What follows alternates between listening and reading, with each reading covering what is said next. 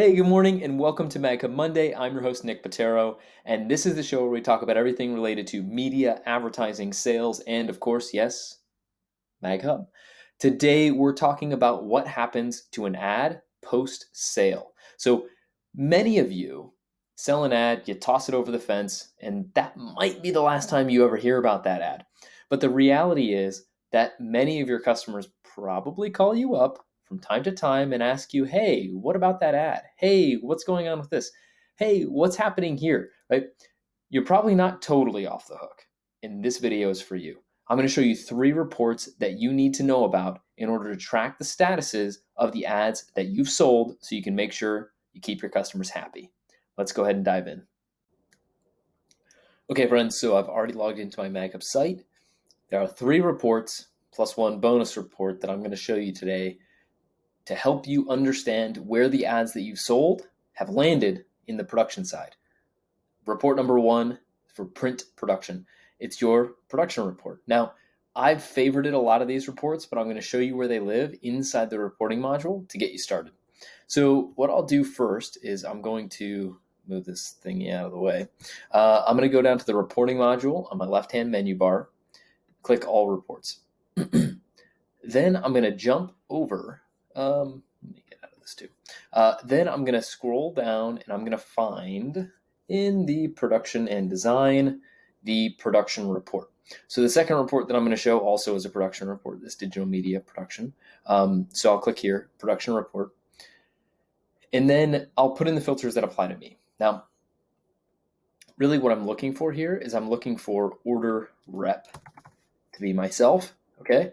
And then I'm going to click get report. This is going to pull the report for any ad that falls into a print publication for the current month or for the month that we have set within these date ranges. So this actually jumps a month ahead because of how my system is set up. Yours might be a little bit different. So you may want to adjust based off of your own settings.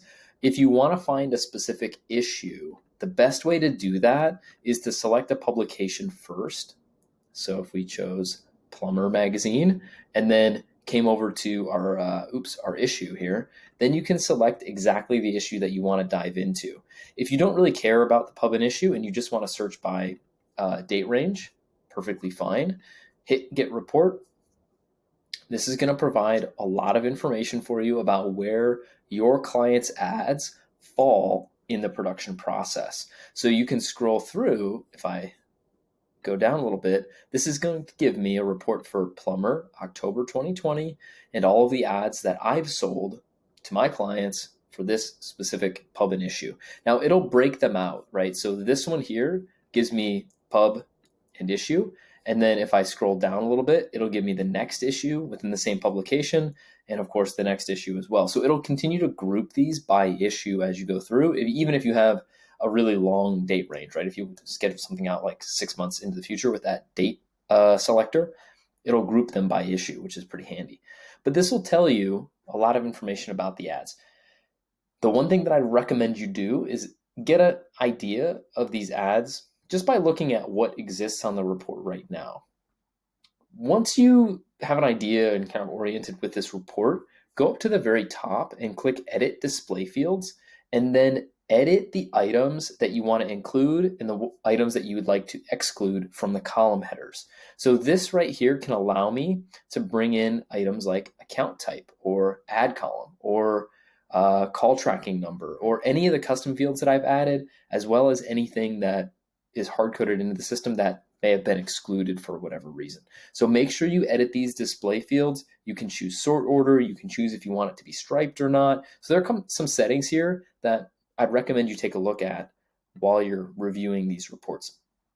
The production report is the number 1 report that you need as a salesperson after the ad has been sold.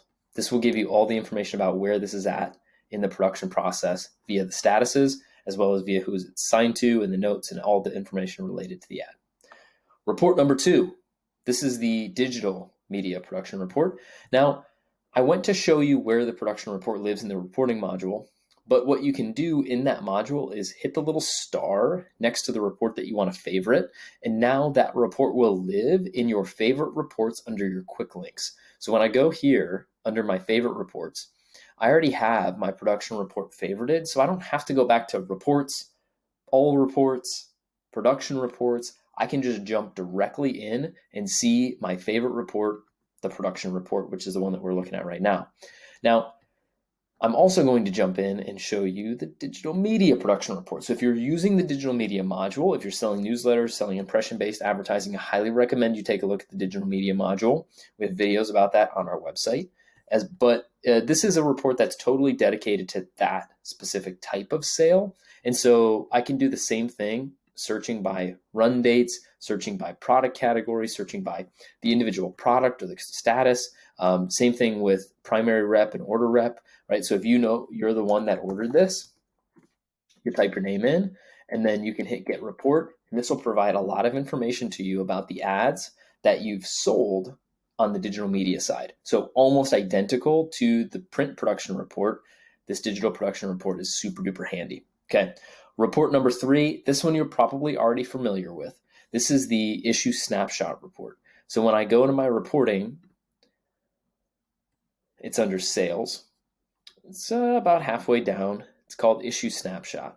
Okay, so this is a great report here. The online snapshot is also a really awesome report. This is not the bonus report though, but let's take a look at the issue snapshot because this will give you an idea of like dollars sold as well as ticket status, but less information about production. You may not have access to that production report depending on how your system is configured. So when I do a report for everything in the month of December, this will give me a lot of data about what was sold for that month, including, notice there's a ton of fields that I've added here, but including the dollars. The one thing the production report does not include is any dollar information. So if you're looking to see how much you've sold for a particular month or a publication in an issue, this is the report that you want to run so you can see all that dollar sales data. Bonus report. This is the digital media inventory report, which is going to show you what spaces you've sold, or theoretically anybody from your team has sold, into certain slot-based products. So what I'd like to show is if you're selling newsletters, here's a bonus. This is called the slot inventory report. And it shows you kind of a chronology of everything related to a particular publication and a product. So you have to select pub and product, and then it's going to give you, if I look into the future, let's just say everything through January, it'll pull up a report for all of the clients that I've sold to or that have been booked into a particular slot into the month range that I've specified. So this isn't necessarily so much about making sure that your client's ads delivered, because these ads will still show up on your online production report. But this report right here is perfect for you to see who has purchased what, when, so that you can see of any open positions to potentially upsell those clients that have purchased the same spot in a previous week. So especially if you're getting close to a deadline, this is a phenomenal report to run to see if you have any outstanding inventory, right? Hey, looks like Budget Blinds has a pending order for this newsletter on December 14th. Maybe you want to call them up and get them to sign that. Or maybe you want to call one of your clients and get them to sign it because maybe Budget Blinds is another rep's client. So this is an excellent report for you to look at, forecast what open positions you might have. So it's less production, more sales, but this is a phenomenal report that you should try to run as well. So that's all I got for you today. Have a great week, everybody, and I'll see you next Monday.